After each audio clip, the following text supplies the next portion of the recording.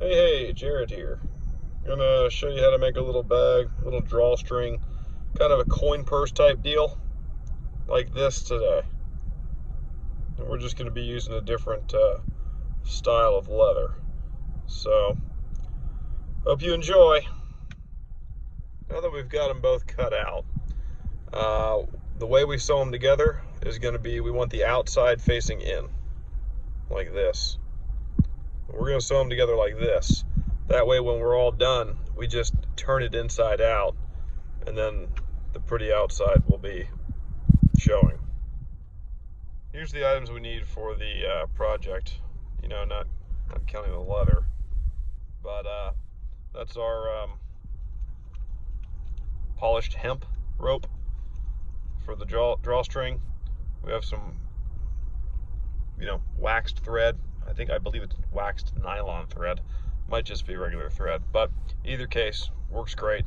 An awl for pressing holes through the leather, and we use that as opposed to a hole puncher, because when we press a hole through with an awl, the leather will close back up on the thread, thereby making it very strong.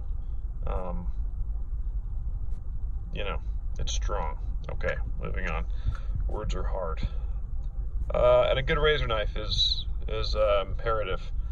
You can have a box cutter type knife, style, but I've found in years of dabbling with leather, something with a nice big handle that you can grab a hole, a couple different ways, comfortably and safely, is very effective, and you can make more accurate cuts as well. So these aren't that expensive. You can get these at Tandy Leather Supply, and they're wonderful. So get one. That's pretty much it. I've got more tools to my right over here, but it's a mess. It's a mess. So I don't want to show you the mess. I'm just going to show you my leg, and we're going to be doing the work right here in the car on my leg. Okay, enjoy. I'll have pictures edited in throughout the video, so you can see step by step what we're doing and just how simple it is to make a little drawstring bag, coin purse, whatever you might want to call it.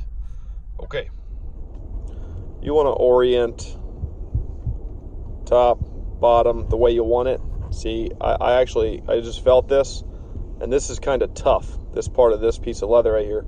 So I'm going to change it, because this is nice and soft at the top. I'd rather have the rough, the more firm, thicker part of the leather at the bottom.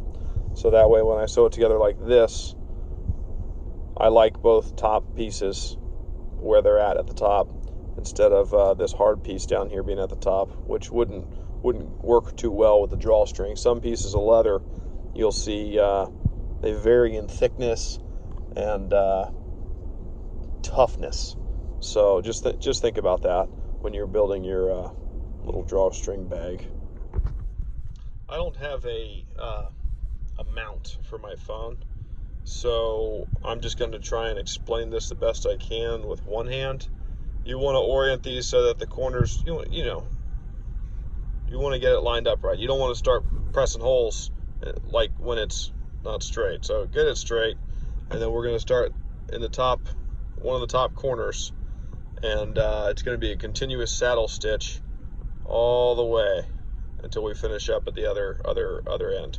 So off camera here, I'm going to press my first hole, and then I'll resume the video once the thread has been started through here, and you'll hear me jabber a little more about it. Okie dokie, we got our thread pushed through the first hole, and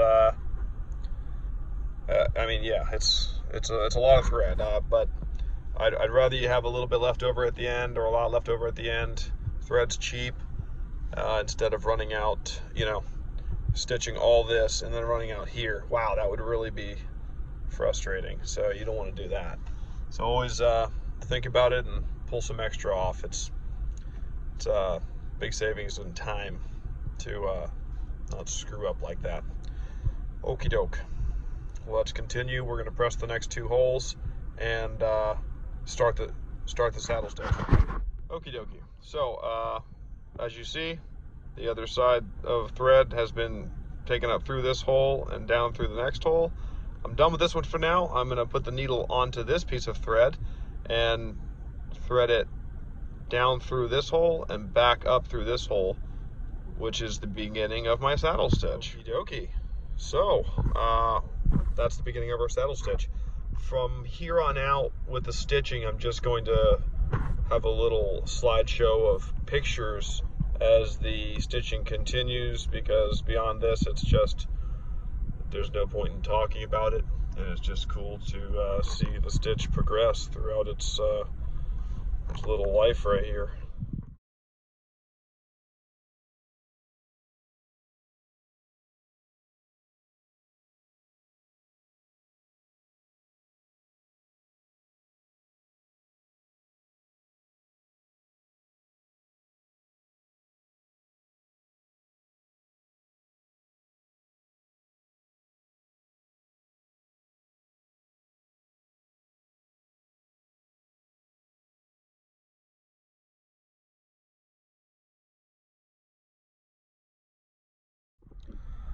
Alright, so I've taken one stitch further, put the other one on pause, just laid it over here. As you can see, looks like it's a double stitch. It's just very continuous. And then since I stopped doing that one, I just kept taking the other one all the way through. Oh man, I'm probably screaming into the phone. Sorry, bad habit of screaming. Okay, and as I continue screaming. Anyway, moving on. Keep on going. And I just wanted to mention, because you'll notice these holes aren't perfectly spaced apart, but since this project is gonna turn out like this, where it gets turned inside out, nobody's going to be looking at your stitches. So if they're a little crooked, away from the edge, too close to the edge, or not spaced exactly the same, perfectly uniform, it's okay. Once you turn this inside out, all these disappear and they're on the inside, so nobody gets to see your beautiful stitch work. And just something to keep in mind, food for thought. Anyway, we're going to continue now, and it looks like we might have enough to do the whole thing, and we might have some extra, so that's good news. Okay, so our thread has gone all the way through. We have some left over here. That's a very good thing. We're going to need a little bit extra to double back through. We'll show you that at the end. And now we're just going to switch the needle over to the other thread and do the opposite thread to make the whole thing complete and look like a continuous stitch, just like that. Okie doke. So we have just gone through the whole thing, both sides, and now we want to complete our saddle stitch. So I'm going to grab my needle and I'm going to go back 1, 2, maybe 3 holes with both threads before I tie it off, and I'll show you where I'm tying it off. So you're just reversing what you just did. So I don't want to poke myself here, but I'm going to go through that one.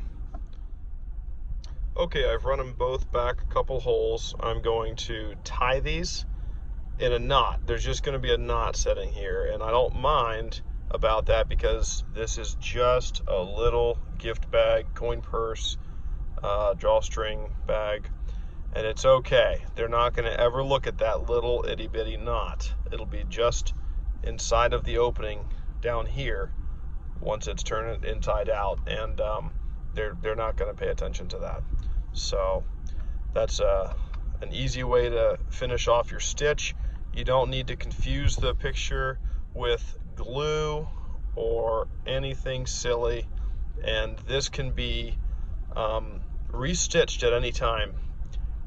like this, all you have to do is cut out the stitch, which is a lot of work because this is a very tough stitch, but it's nice for that reason. You can take it out and restitch it with green thread later if you desired to, or just make a new one because it's a 30-minute project.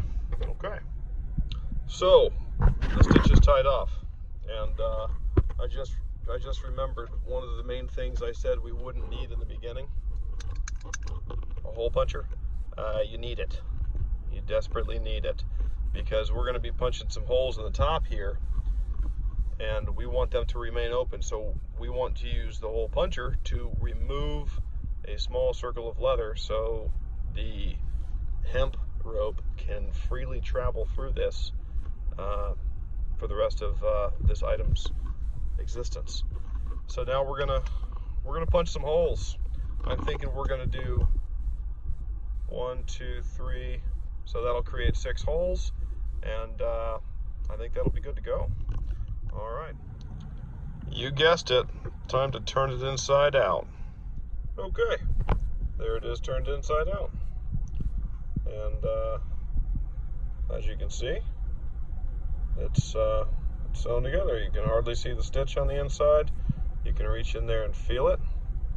I can even feel the knot down there, but that's okay. Oh, you can, in the right light, you can see it. Yeah. Anyway, there it is.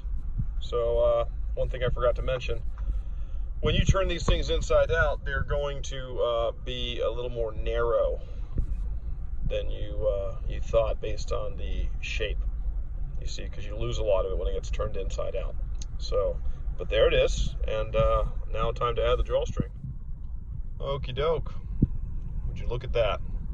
The drawstring leather pouch is complete. I made this as a gift bag for some very special friends of mine.